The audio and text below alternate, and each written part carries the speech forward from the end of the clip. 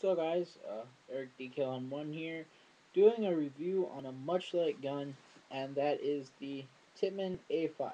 Now you'll notice mine isn't a stock A5. Um, I have a Car 4 stock on here, Rep 4 stock. I took the ASA and the CO2 hose off, and I run it through remote on the Tombstone. I think I have a small leak in there right now, and probably just need to replace an O-ring. And I took the front grip off as well. I have the stock hopper on there right now and the stock barrel. A couple other upgrades I have for it are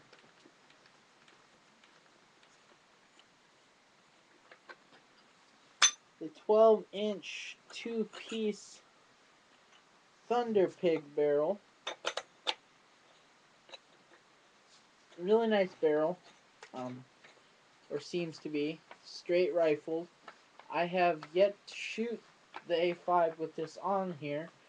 Um, I ordered it from A&S, and got to be a little late in the season. We had some snow, we had some heavy rain, and I wasn't able to get a shot. But as you can see, there's the gun with that on there.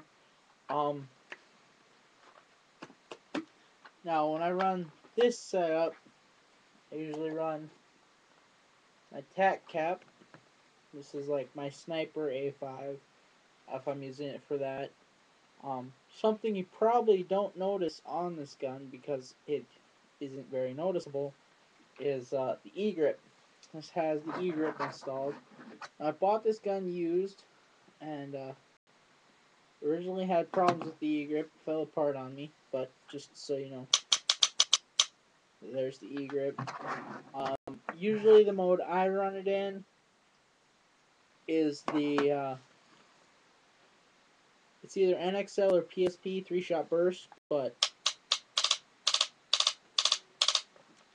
there you go. Really nice mode.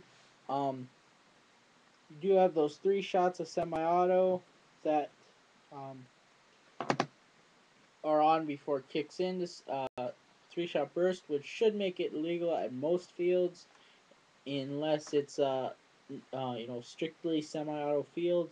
You might know at D-Day this mode is allowed. So is the full auto on this gun because it takes the 3 shots before it. However, in the 3-shot mode, you can keep up with the full auto. If you just keep running the trigger. Plus, I prefer to have the 3-shot because 3 shots pretty standard in paintball, and you know some people do the double tap. I prefer the double tap when I'm using a semi-auto. If I have a gun that has 3-shot burst mode, I prefer using that mode. Really nice. Some guys aren't gonna be happy, if they're getting shot by 3 paintballs, but if you're shooting 3, some of the time you might only hit 1 if they're on the move or whatever. Just it's a mode that I really like.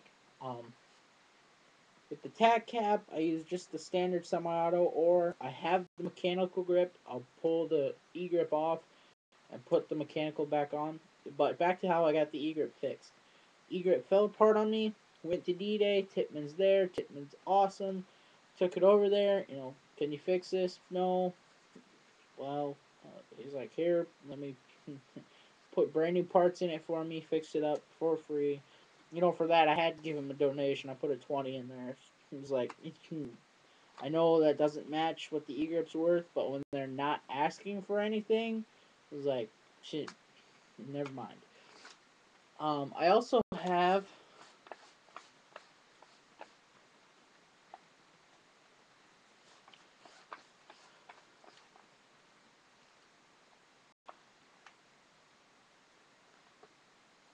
what a lot of people like to run on the A5, the flatline barrel. And honestly, I have a new love for the flatline. It is sometimes picky on paint, but honestly, really great barrel. I like using it. Um, and something else I got at D-Day. I got the tack cap from Rat 4 at D-Day, and I got the Rat 4 low profile hopper. Really nice. I noticed loading is a lot easier. The paint seems to like rolling in there a lot better because it's on a flatter plane, so you can tip the pot all the way up and have no problems. Um, and with the E-grip, the cyclone feed keeps up with it, does not miss a beat. You will occasionally have to press the jam rod or the manual rod before you shoot it because it does not always like letting that first ball through. And if it doesn't, then sometimes it will. If you see in the shooting video, I shoot a burst on full auto and paint comes out, and then I let the trigger go. I go for another burst, nothing comes out. Hit the ramming rod, hit the manual rod, pull the trigger again. I got paint. Don't know why that happened. Not a big deal. Especially since the cyclone is, it is just that easy. One click. Um, that looks like a pretty wicked gun. Like I said, I usually run it on remote.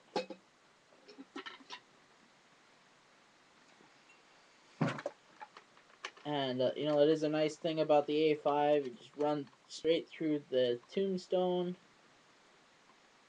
And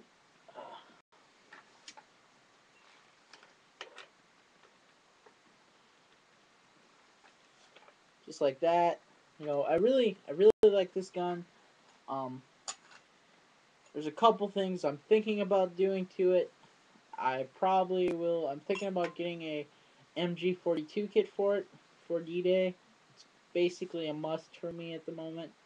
Um, playing German at D-Day this year on Omaha Beach, an MG42 kit on this with the E-grip and everything is just gonna be crazy. Um, and my review of this gun is definitely, Tippmann's not going anywhere anytime soon. They have amazing customer service. Their guns are so high quality, put together so well. They are built like tanks.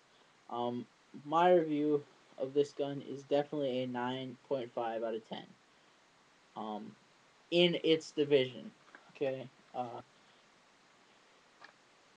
High quality gun, very nice price on it. The Cyclone feed is a great upgrade. It's nothing like an eye, but it is basically a guaranteed feed of a paintball.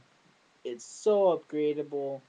Um, about the only thing you can get better than it in its division is an X7 or an X7 Phenom, which now you're adding $100, $200 for a gun that does have a lot of upgrades, but it is, a lot like the same gun. So there you go. Uh, for those of you that have A5s or your own custom A5s or custom setups, let me know about them. Um, it's a very well liked gun. Um, I use it as a sniper occasionally. Let me know if you like your E grips, whatever. There you go.